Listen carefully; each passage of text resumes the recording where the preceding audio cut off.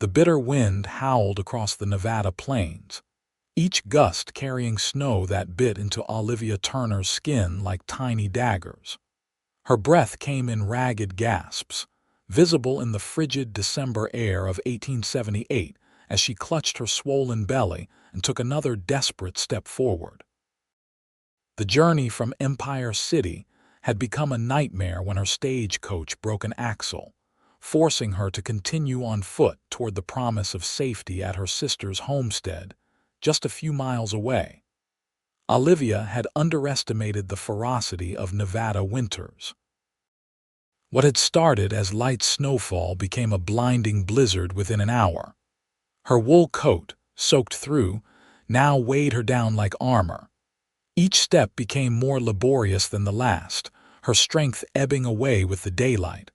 A sharp pain ripped through her abdomen. Not now, she silently pleaded with the child within her. Not here in this frozen wasteland. She had already lost her husband 3 months ago to a mining accident. This baby was all she had left of him, the only future she could cling to. The snow beneath her feet suddenly seemed to give way. Or perhaps it was her legs that finally surrendered. Olivia felt herself falling, her body connecting with the snow-covered ground with a soft thud. The cold embraced her, seeping through her clothes.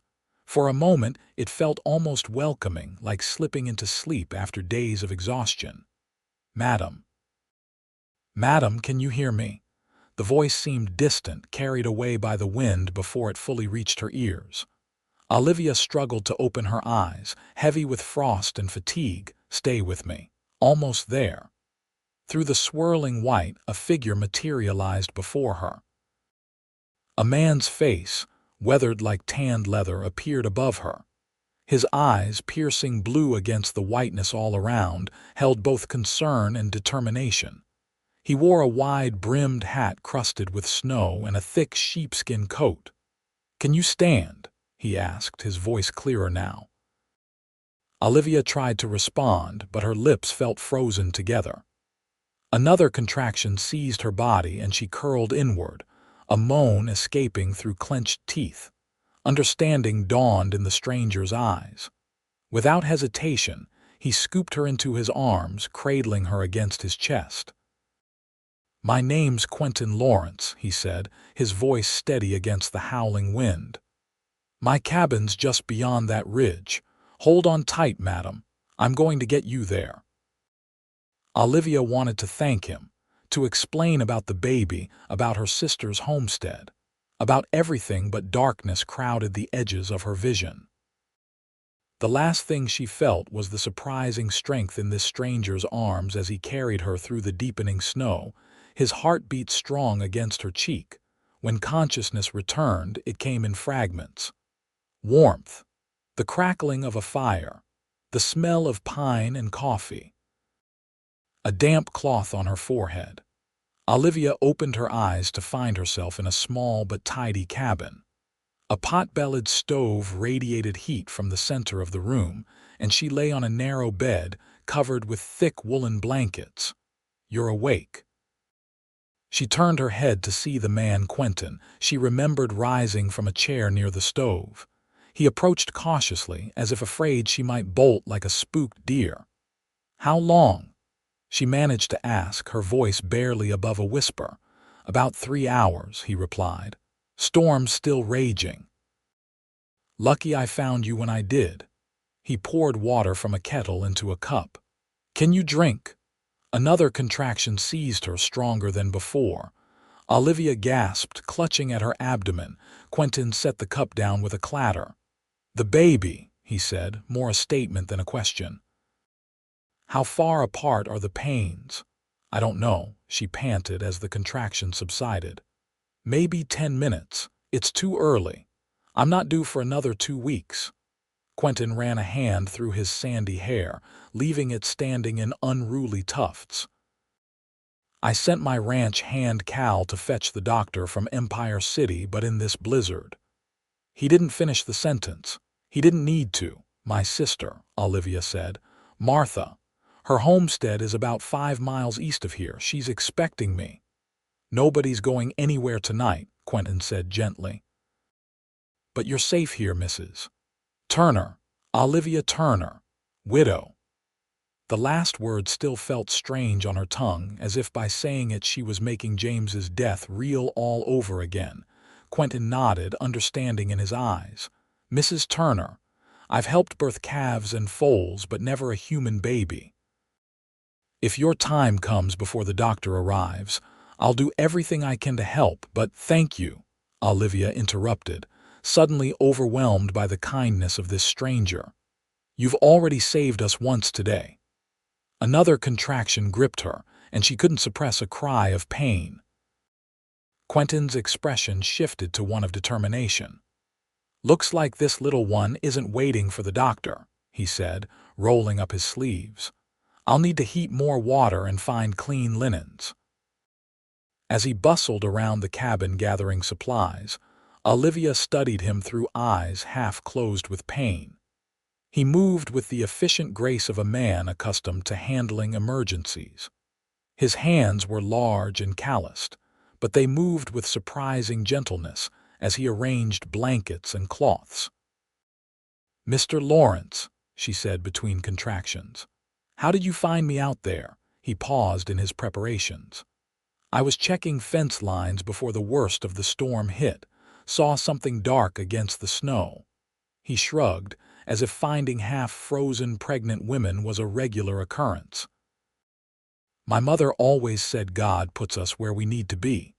"Your mother sounds wise." A shadow crossed his face. She was.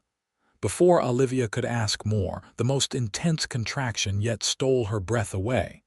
Quentin was immediately at her side, supporting her as she rode through the wave of pain. "Breathe," he instructed. "Just like that. You're doing fine." The hours that followed blurred together in Olivia's mind a haze of pain, exhaustion, and Quentin's steady presence. He never left her side, coaching her through contractions, wiping her brow, offering water and encouragement. As the first light of dawn filtered through the cabin's small windows, Olivia's son entered the world with a lusty cry that seemed to challenge the still howling storm outside. "A boy," Quentin announced, his voice thick with emotion as he wrapped the infant in a clean shirt. "A strong, healthy boy." Tears streamed down Olivia's face as Quentin placed the tiny bundle in her arms. Her son's face was red and wrinkled, his little fists already waving in indignation at his abrupt arrival. "Hello, James," she whispered, giving her son the name she and her husband had chosen together months ago. "I'm your mama." Quentin busied himself with cleaning up, allowing her this private moment with her newborn. When he returned to her bedside, his expression was a mixture of awe and concern. "You both need rest," he said.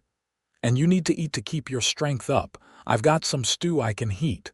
Olivia looked up from her son's face. "I don't know how to thank you." "No need," Quentin replied, his weathered face softening into a smile. "It's been a while since these four walls saw new life." In the days that followed, the blizzard continued unabated, trapping them in the cabin. Cal returned without the doctor, who was attending to another birth on the far side of Empire City and couldn't make the treacherous journey. Quentin proved to be a capable caretaker for both mother and child. He prepared simple but nourishing meals, changed the bedding, and even helped Olivia with the baby when exhaustion overtook her. At night, he slept on a pallet by the stove, insisting she keep the bed. On the third day, when the storm finally broke, Olivia was sitting up in bed nursing James when Quentin entered with an armload of firewood. He stopped short at the sight, then turned away quickly, a flush creeping up his neck. "Pardon me, Mrs. Turner. I should have knocked." Olivia couldn't help but smile at his discomfort. "On your own door, Mr. Lawrence. Besides, after what you've witnessed these past days, this seems a small matter." He cleared his throat, keeping his back to her as he stacked the wood by the stove. "All the same, a lady deserves her privacy." "And a gentleman deserves my gratitude," she countered. "You saved our lives, Mr. Lawrence." Quentin turned then, his eyes meeting hers briefly before dropping to the bundle at her breast. "He's a fine boy, you should be proud." "I am," Olivia agreed. "And I've been thinking about what happens next. My sister's homestead isn't far, but traveling with a newborn in this weather." "You'll stay here until it's safe to travel," Quentin said firmly. "Both of you. I can ride to your sister's place tomorrow, let her know you're safe." Olivia nodded gratefully. "Thank you. I don't know what we would have done without you." A faint smile touched his lips. "Likely the same thing women have been doing since the beginning of time. You're stronger than you know, Mrs. Turner." That evening, as they sat by the fire with James sleeping peacefully, in a makeshift cradle fashioned from a wooden crate, Olivia found herself curious about the solitary cowboy who had so seamlessly adapted to the presence of a woman and baby in his home. "Have you lived here long, Mr. Lawrence?" Quentin, whittling a small piece of wood with a pocket-knife, nodded. "Going on 15 years. Came out west after the war with not much more than the clothes on my back and a dream of open skies." "You fought in the war," he nodded, his expression shuddering slightly. "Union Army. Saw things no man should see. Afterward, I couldn't stomach going back to Pennsylvania. Too crowded, too many memories. And now you have a ranch." "Just a small spread," he said modestly. 30 head of cattle, a few horses. It's enough for one man." The unspoken question hung in the air between them. Why one man? Where was his family? But Olivia didn't press. Everyone in the West had stories they kept close to their chests, wounds that hadn't quite healed. "What brought you to Empire City?" Quentin asked, changing the subject. "My husband's mining job," Olivia replied, her fingers absently tracing the outline of her wedding ring. "James came out first 2 years ago, sent for me once he had a place for us. We had a year together before the accident. I'm sorry." "Thank you." Olivia looked down at her sleeping son. "I was planning to return east after James died, but then I discovered I was expecting. My sister Martha married a homesteader near here last spring. She wrote offering me a home with them, at least until the baby came." She smiled ruefully. "I didn't quite make it there." "Life has a way of taking unexpected turns," Quentin observed, setting aside his whittling. "That it does, Mr. Lawrence." "Quentin," he said suddenly. "Please call me Quentin. After bringing your son into the world, Mr. Lawrence seems overly formal." Olivia smiled. "Only if you'll call me Olivia." A week passed, then 2. The bitter cold of December gave way to an equally frigid January. Quentin made the journey to Martha's homestead, returning with news that Olivia's sister and brother-in-law welcomed her to stay with them whenever she felt strong enough to travel. He also brought back a trunk of Olivia's belongings that had been delivered to the homestead before the blizzard. But as the days passed, neither Olivia nor Quentin spoke of her departure. They fell into an easy routine. Mornings, Quentin would tend to his livestock while Olivia prepared breakfast. Afternoons, while James slept, she would help with indoor chores, mending, cooking, organizing Quentin's surprisingly extensive collection of books. In the evenings, they would sit by the fire, sometimes reading aloud to each other, sometimes simply talking. Quentin, initially reserved, gradually shared more of his life before Empire City, his childhood in a small Pennsylvania town. His father's work as a blacksmith, the younger sister he'd lost to influenza. Olivia, in turn, told him about growing up in Boston, the daughter of a schoolteacher, her dreams of becoming a writer, how she'd met James at a church social and married him despite her parents' reservations about his westward ambitions. Little by little, the cabin that had been merely a shelter from the storm became something more, a home where laughter echoed and new memories formed. One evening, As Olivia rocked James by the fire, she caught Quentin watching them, an unreadable expression on his face. "What are you thinking about so intently?" she asked. He seemed startled, as if caught doing something improper. "Just that he's growing fast. Won't be long before he's running around getting into everything." Olivia nodded, a pang of realization striking her. "By then, we'll be at Martha's, of course." It was the first time in days either of them had mentioned her eventual departure. Quentin's face grew still. "Of course," he echoed. An uncomfortable silence settled between them, broken only by the pop and hiss of the fire. Finally, Quentin stood. "I should turn in. Early start tomorrow." After he had settled onto his pallet, Olivia continued rocking James long after he had fallen asleep, troubled by the sudden distance she felt from the man who had become so important to her. The next morning, Quentin was gone before she awoke, a note on the table explaining he needed to ride into town for supplies. It was the first time since her arrival that he had left her alone for more than a few hours. Olivia tried to busy herself with the familiar tasks of the day, but the cabin felt different without Quentin's presence, emptier, somehow, despite the addition of her and James. By mid-afternoon, a restlessness overcame her. Bundling James warmly, she stepped outside for the first time since the night Quentin had found her. The landscape had transformed. What had been a blinding white nightmare was now a pristine expanse stretching to the distant mountains, the snow glittering like diamonds under the winter sun. To the west lay Quentin's barn and corrals, to the east a creek lined with bare-branched cottonwoods. Beyond that, rolling hills dotted with pine and juniper. Olivia breathed deeply, filling her lungs with the crisp, clean air. It was beautiful, this wild country that had nearly claimed her life. Beautiful and unforgiving, yet somehow she felt more at home here than she ever had in the cramped mining town or even in her parents' comfortable Boston house. She was still standing there, James bundled against her chest, when Quentin returned.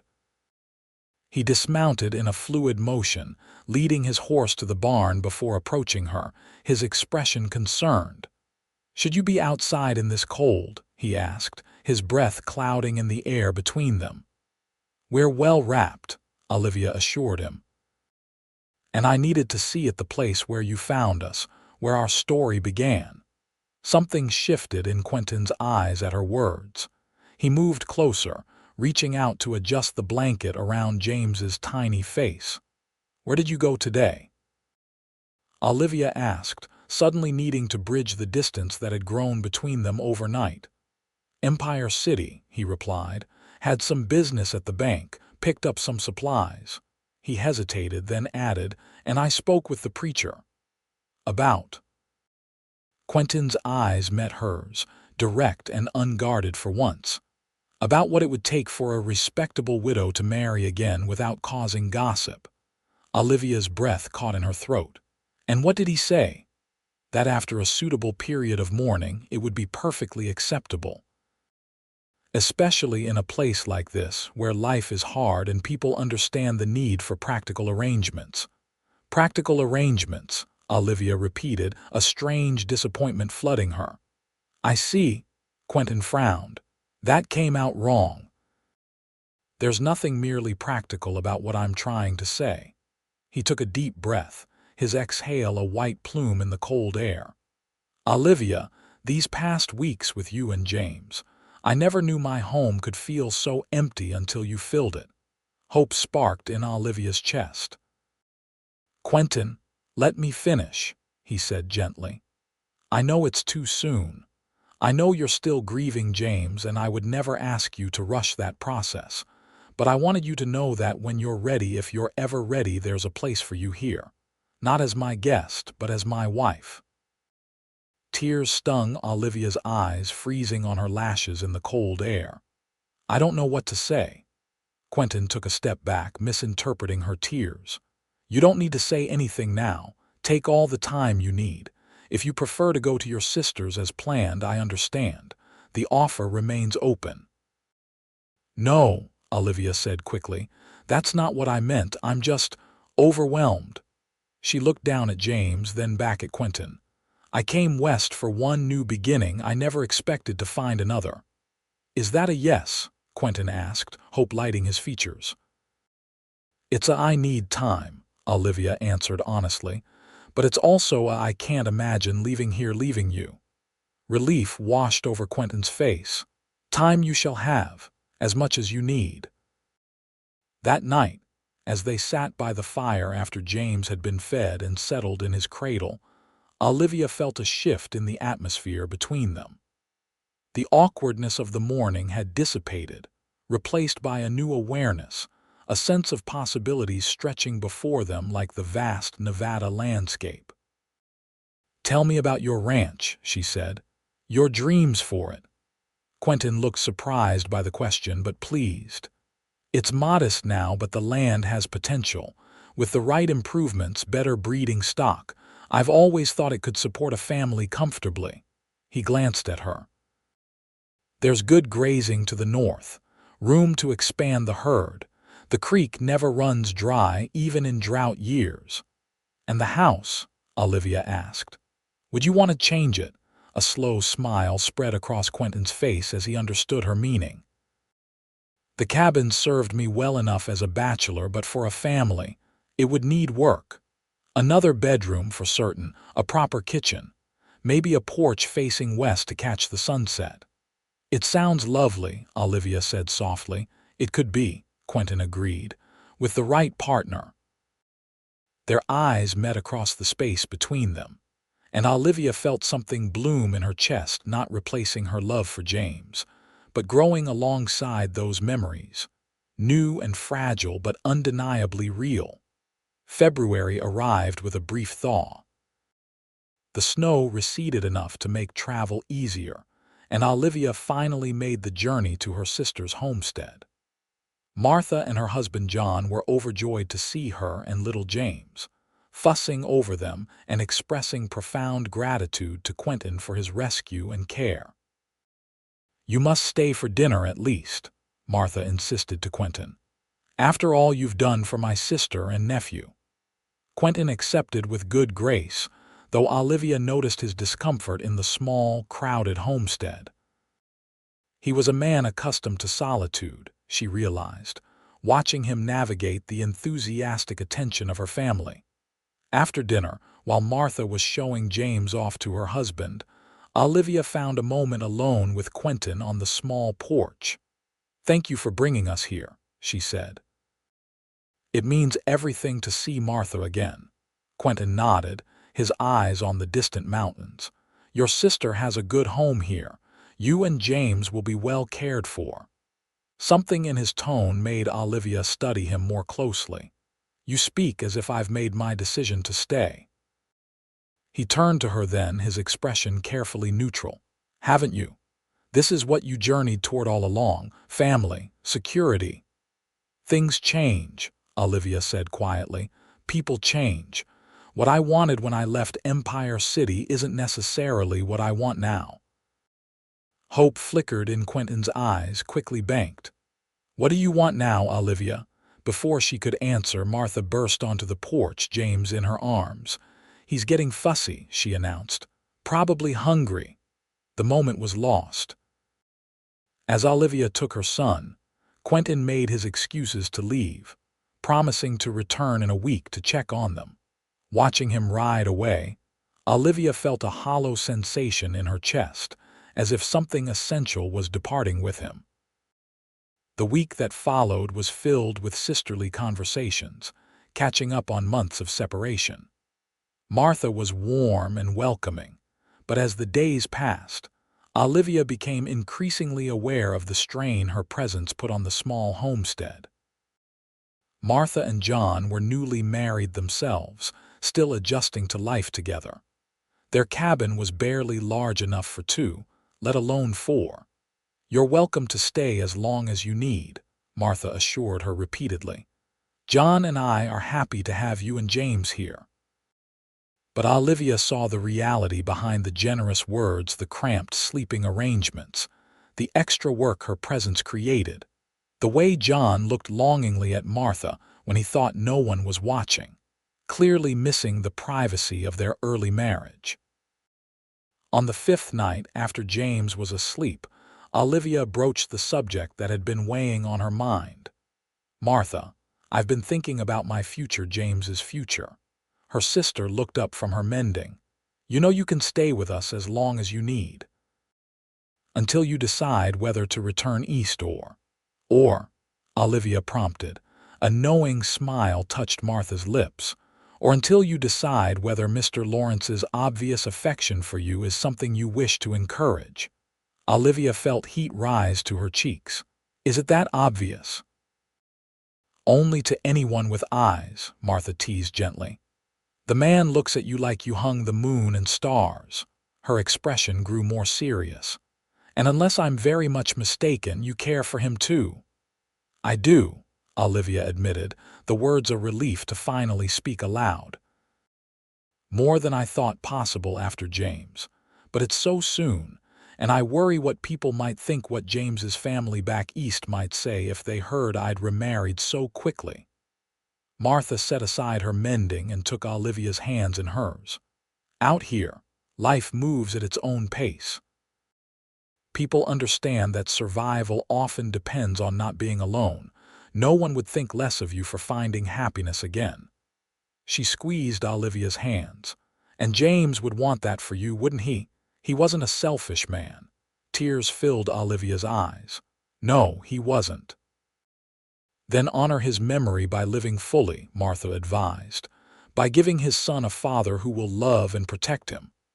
"Quentin asked me to marry him," Olivia confessed. "Before we came here, he said he'd give me all the time I needed to decide." "And have you decided?"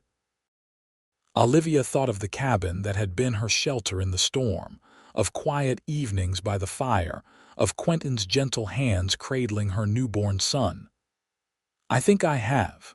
When Quentin arrived 2 days later, Olivia was ready. Her trunk was packed, James was dressed in his warmest clothes, and her goodbyes to Martha and John had been said with promises of regular visits. Quentin's face when he saw her waiting showed a mixture of hope and confusion. "You're ready to travel?" "Yes," Olivia said simply. "Home?" Understanding dawned slowly on his features. "Home, if the offer still stands." Quentin dismounted in one fluid motion and crossed to her, stopping just short of taking her in his arms. "It stands," he said, his voice rough with emotion. "It will always stand, Olivia." "Then take us home, Quentin," she said, her heart lighter than it had been in months. "Take us home." The return journey to Quentin's ranch, their ranch now, was filled with conversation about the future. Plans for expanding the cabin, for the spring planting, for James's first birthday that would come in the fall. As they crested the final rise and the cabin came into view, Olivia felt a surge of rightness. This was where she belonged, where her son would grow up strong and free under the vast Nevada sky. That evening, after James was asleep, Quentin took Olivia's hand and led her to the porch. The night was clear, stars scattered like diamond dust across the velvet blackness. "I have something for you," he said, reaching into his pocket. It was my mother's. He pressed a small object into her palm, a ring, simple gold with a single pearl. "It's beautiful," Olivia breathed. "Like its new owner," Quentin said. "Olivia Turner, will you do me the honor of becoming my wife? Not because you need a home or I need a cook, but because I've come to love you and that boy in there more than I thought possible." Olivia's heart swelled with emotion. "Yes," she said, the word carrying all the certainty she felt. "Yes, I will marry you, Quentin Lawrence." He slipped the ring onto her finger, then drew her into his arms. His kiss was gentle at first, then deepening with a hunger that matched her own. When they finally parted, both breathless, Olivia knew with absolute clarity that this was right, this man, this place, this moment in time. "When?" Quentin asked. "How soon can I call you my wife?" Olivia thought of Martha's words about honoring James's memory by living fully. "Spring," she decided. "When the land comes back to life. A new beginning for all of us." Quentin nodded, satisfaction in his eyes. "Spring it is." The winter months passed in a flurry of preparations.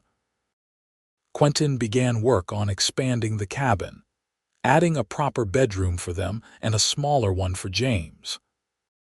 Olivia turned her attention to making the interior a true home, sewing curtains from fabric purchased in Empire City, arranging her books alongside Quentin's on the shelves he built, preparing for the day when they would officially begin their life together. Word spread throughout the scattered community about the upcoming nuptials. Neighbors Olivia had never met appeared at the cabin bearing gifts and welcome jars of preserves, hand-sewn quilts, offers of help with the building work. Through it all, James thrived, growing from a newborn to an alert infant who watched the world with curious eyes that reminded Olivia so much of his father. Sometimes, she felt a pang of sadness that James would never know the man who had given him life. But increasingly, she found comfort in knowing he would grow up with Quentin's steady influence. By early April, the snow had melted except in the deepest mountain shadows. The land awakened, grass greening across the pastures, wildflowers dotting the hillsides. The cabin expansion was complete, the new rooms ready for occupation. On a perfect spring morning with the scent of sage on the breeze, Olivia stood beside Quentin before the preacher from Empire City. Martha and John stood as witnesses, along with a handful of neighboring ranchers and their wives. James, now 4 months old, was cradled in Martha's arms, dressed in a new outfit Olivia had sewn for the occasion. "Do you, Quentin Lawrence, take this woman to be your lawfully wedded wife?" the preacher asked. Quentin's eyes never left Olivia's face. "I do," he said, his voice carrying across the ranch yard. "And do you, Olivia Turner, take this man to be your lawfully wedded husband?" "I do," Olivia replied, squeezing Quentin's hands. "Then by the power vested in me, I pronounce you husband and wife." The preacher smiled. "You may kiss your bride." Quentin's kiss was tender but possessive, a promise of the life they would build together. When they turned to face their guests, Olivia felt a completeness she had feared she might never experience again after James's death. The celebration that followed was simple but joyous, a feast prepared by the neighboring women, music provided by a rancher who played the fiddle, dancing in the yard as the sun set behind the mountains. As twilight deepened, Olivia found a moment alone with Quentin near the corral. "Happy, Mrs. Lawrence?" he asked, his arm around her waist. The new name sent a thrill through her. "Very," she assured him. "Though I keep thinking about how differently things might have turned out if you hadn't found me that night." "Providence," Quentin said simply. "My mother always said God puts people in our path for a reason." He gazed out at the land stretching before them. "I rode that fence line twice a month for 15 years. Never found anything more exciting than a stray calf. Then the one day a blizzard hits, I find you." Olivia leaned into his embrace. "I'm glad you did." "So am I," he murmured, pressing a kiss to her temple. "So am I." Later that night, after their guests had departed and James was settled in his new room, Olivia stood nervously in the bedroom she would now share with Quentin. She had changed into a nightgown Martha had helped her make, simple but pretty with small embroidered flowers at the collar. When Quentin entered, freshly washed and wearing only a cotton shirt and trousers, his eyes darkened at the sight of her. "You are so beautiful," he said, crossing to her and taking her hands. "I still can't quite believe you're my wife." "I am," Olivia assured him, "now and always." Their first night together as husband and wife was a revelation, gentle yet passionate. Quentin's reverence for her body matched by his desire. Afterward, lying in his arms as moonlight spilled through the window, Olivia felt a sense of peace she had thought lost forever. "What are you thinking?" Quentin asked, his fingers tracing patterns on her bare shoulder. "That sometimes the worst storms lead us exactly where we need to be," she replied. As spring gave way to summer, life on the ranch settled into a pattern that felt as natural as breathing. Quentin worked from dawn to dusk, tending cattle, mending fences, preparing for the fall roundup. Olivia managed the household, started a vegetable garden, and began keeping a journal again, something she hadn't done since before James's death. James grew stronger daily, learning to sit up, to grasp toys, to laugh at the faces Quentin made for his amusement. The bond between the man and baby deepened, Quentin treating James as his own flesh and blood. One evening in late July, as they sat on the porch watching a spectacular sunset paint the western sky in shades of gold and crimson, James asleep in Olivia's arms, Quentin broached a subject they had danced around for weeks. "I've been thinking," he said, his voice casual though Olivia sensed the importance of his words, "about making things official with James." Olivia turned to look at him. "What do you mean, adoption?" Quentin clarified. "Legally making him my son, giving him my name." He looked uncertain for the first time since she'd known him. "If that's something you'd want," emotion welled up in Olivia's throat. "You do that, in a heartbeat," Quentin assured her. "I already love him like he's mine. This would just put it on paper." Olivia looked down at her sleeping son, then back at her husband.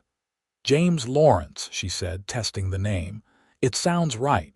Relief washed over Quentin's features. "We can ride into Empire City next week, see the judge." "Thank you," Olivia said, reaching for his hand. "For loving him." "For loving us both." Quentin squeezed her hand. "Loving you too is the easiest thing I've ever done." The legal proceedings were simpler than expected. The judge, a pragmatic man who understood the realities of frontier life, asked a few questions about Quentin's ability to provide for the child, then signed the papers making James Lawrence officially Quentin's son. That night, celebrating with a special dinner Olivia had prepared, Quentin raised his glass in a toast. "To family," he said. "To new beginnings and second chances." "To family," Olivia echoed, her heart full. Later, after James was asleep, Quentin drew Olivia into his arms. "I have something to tell you," he said, an unusual nervousness in his voice. "I received a letter today from back east." Olivia tensed. In her experience, letters from the east rarely brought good news. "What is it?" "My sister's daughter," Quentin explained. "My niece. She's 18 now. Her parents died last year consumption. She's been working as a seamstress in Philadelphia, but the conditions are poor, her health is suffering." He hesitated. "She's asked if she might come west, live with us at least until she finds her footing." Relief flooded Olivia. "Of course she must come. When?" "What's her name?" "Rebecca," Quentin said, "and she could arrive as soon as next month if I wire her the train fare." "Then you must wire it immediately," Olivia insisted. "The poor girl, all alone, and James will have a cousin or something like one." Gratitude shone in Quentin's eyes. "You're sure? It would mean another mouth to feed, another person in our home." "Our home has room," Olivia assured him. "For family always." True to Quentin's word, Rebecca arrived in late August, a slender young woman with Quentin's blue eyes and a tentative smile. She was quiet at first, overwhelmed by the vastness of the Nevada landscape after the crowded streets of Philadelphia. But she quickly proved herself useful, skilled not only in sewing but in cooking and caring for James, who adored her on sight. "I can't thank you enough for taking me in," she told Olivia one afternoon as they worked together in the garden. "Uncle Quentin was always kind in his letters, but I never dared hope for such a welcome." "This is your home now," Olivia assured her, "for as long as you wish it to be." As autumn approached, bringing with it the changing colors of the landscape and the busy preparation for winter, Olivia began to suspect a change within herself as well. Her monthly cycle, regular since James's birth, had not appeared for 2 months. Her dresses felt snugger around the waist, and certain foods that she had previously enjoyed now turned her stomach. She kept her suspicions to herself, waiting for certainty before sharing the news with Quentin. One morning in early October, as she was violently ill before dawn, she could no longer deny the truth. She was pregnant with Quentin's child. The thought filled her with a mixture of joy and apprehension. James was not yet a year old. Another baby so soon would mean additional strain, physically and financially. Yet the thought of giving James a brother or sister, of expanding their family further, brought a smile to her face even through her nausea. That evening, after Rebecca had retired to her room and James was asleep, Olivia joined Quentin by the fire. He was reviewing his cattle ledgers, a frown of concentration on his face. "Quentin," she began, suddenly nervous, "I have something to tell you." He set aside the ledgers immediately, giving her his full attention. "What is it?" Olivia took a deep breath. "I believe, that is, I'm quite certain we're going to have a baby. In spring." For a moment, Quentin sat perfectly still, her words seeming to wash over him like a wave. Then slowly, a smile spread across his face, transforming his features with joy. "A baby," he repeated, as if testing the word. "Our baby." Olivia nodded, relief flooding her at his reaction. "Are you pleased?" In answer, Quentin rose and pulled her to her feet into an embrace so tender it brought tears to her eyes. "Pleased doesn't begin to describe it," he murmured against her hair. "Overjoyed, blessed, grateful." He placed a hand gently on her still flat abdomen, awe in his expression. "A new life. One we created together." Olivia covered his hand with her own. "I was worried it might be too soon, with James still so young." "It's perfect timing," Quentin assured her. "By spring, James will be walking, and we have Rebecca to help now." His expression grew serious. "But your health comes first. If the work is too much, I'm perfectly well," Olivia interrupted. "Just a bit of morning sickness, nothing I haven't experienced before." Quentin kissed her then, a kiss full of promise and future. "I love you," he said simply. "You and James and this new little one. You've given me more than I ever dared hope for." "And you gave us a home," Olivia replied. "A future when I thought mine was over." News of the pregnancy spread quickly through the small community. Martha was ecstatic, immediately beginning work on a quilt for her new niece or nephew.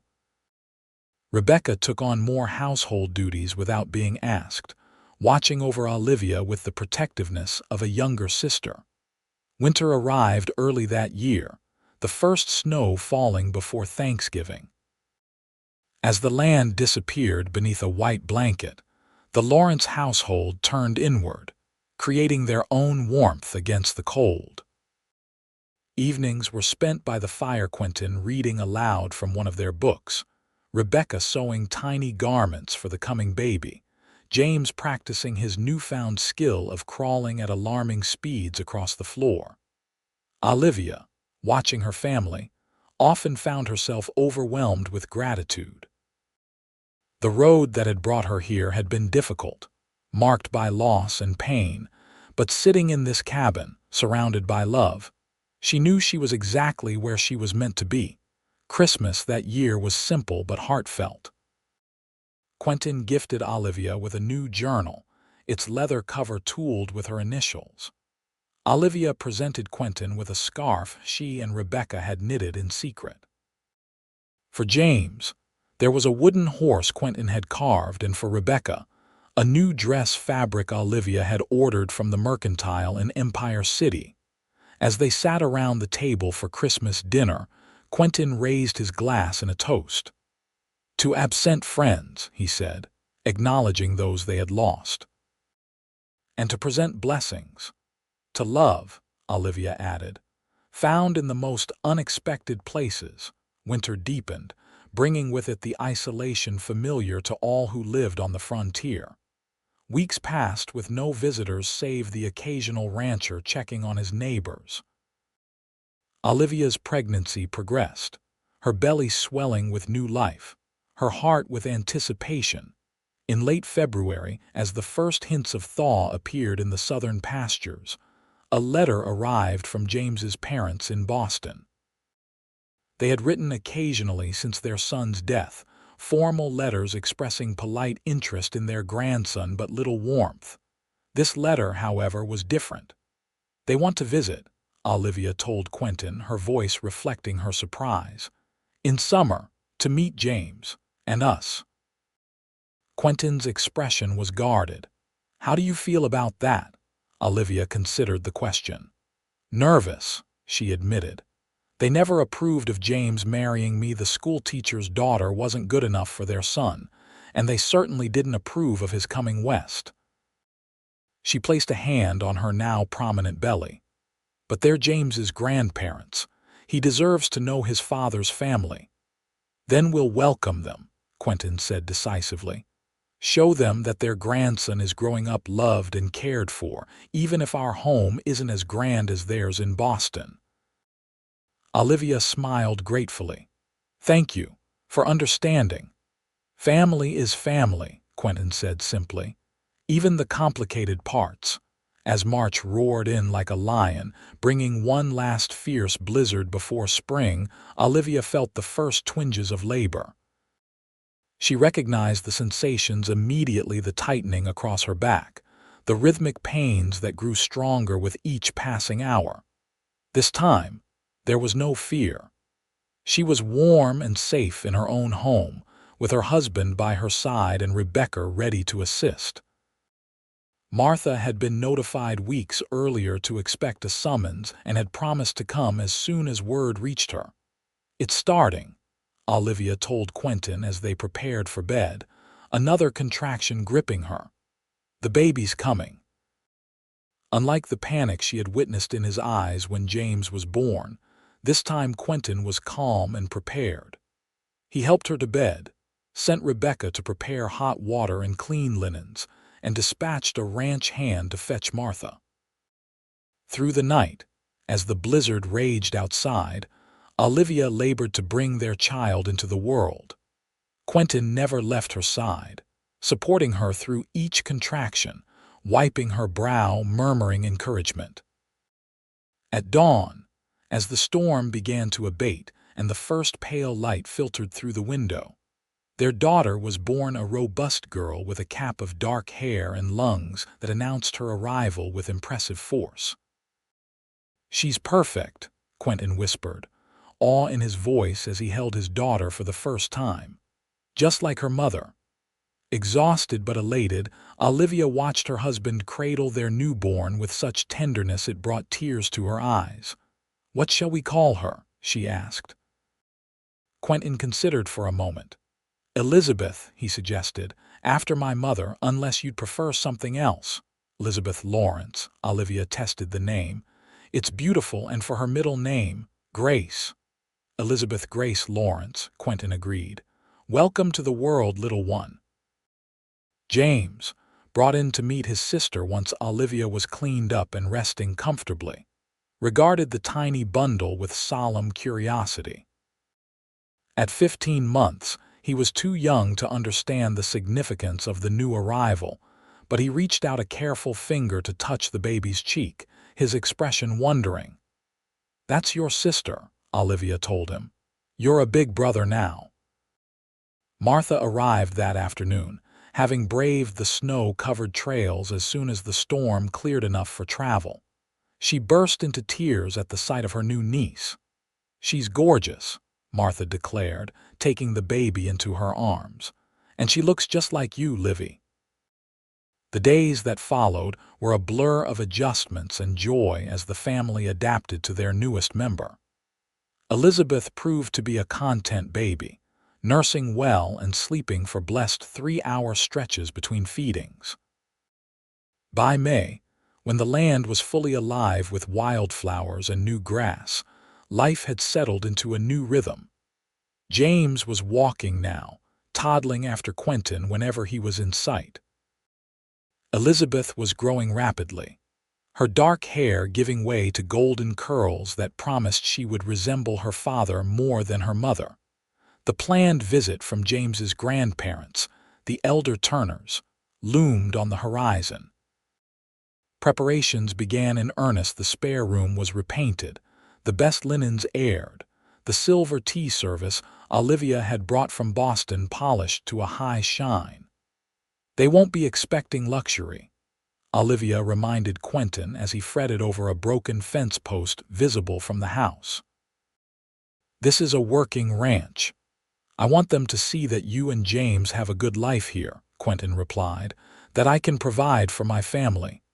Olivia's heart warmed at his concern. "They will see that we're happy. That's what matters." When the Turners finally arrived in late June, they were not at all what Quentin had expected. Instead of the stern, disapproving patricians he had imagined, Harold and Olivia Turner were a subdued couple in their 60s, their faces lined with grief and travel weariness. Olivia greeted them with nervous formality, which quickly dissolved when Olivia burst into tears at the sight of James. "He looks so like our son," she sobbed as Harold placed a steadying hand on her shoulder. "Those eyes, those are James's eyes." The ice broken, the visit that followed was less strained than anticipated. The Turners, while clearly unused to frontier life, made genuine efforts to understand the world their grandson was growing up in. Harold, a retired banker, took an interest in Quentin's ranch operations, offering advice on investments that might expand their cattle business. Olivia spent hours with James, reading to him from books she had brought from Boston, and even held Elizabeth with tentative joy.